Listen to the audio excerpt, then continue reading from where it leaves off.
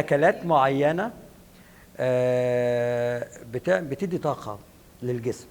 فطبعا زمان وما زلنا ان احنا الاكلات المعينه دي لما بناكلها بتدي طاقه في الجسم، فبتخلي الانسان يعني زي ما بنقول كده عنده قدره اعلى.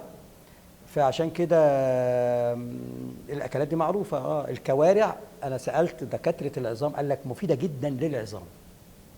الكوارع مفيده جدا للعظام. العكاوي برضو كويسه جدا وبتدي طاقه للجسم. كل حاجات الفسفور، الجمبري، الاستاكوزا، الكافيار بيدي طاقه للجسم كويسه جدا. العسل الابيض وخصوصا العسل الجبلي بيدي طاقه للجسم.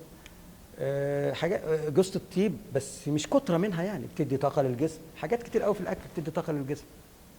العمليه بطبيعتها بتحتاج غذاء وبتحتاج راحه بدنيه.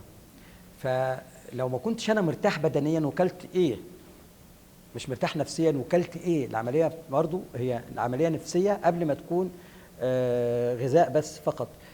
بس فهو ده القصه يعني. الحاجات دي مع الراحه النفسيه والراحه البدنيه بتبقى كويسه جدا في العمليه او العلاقه الحميميه يعني.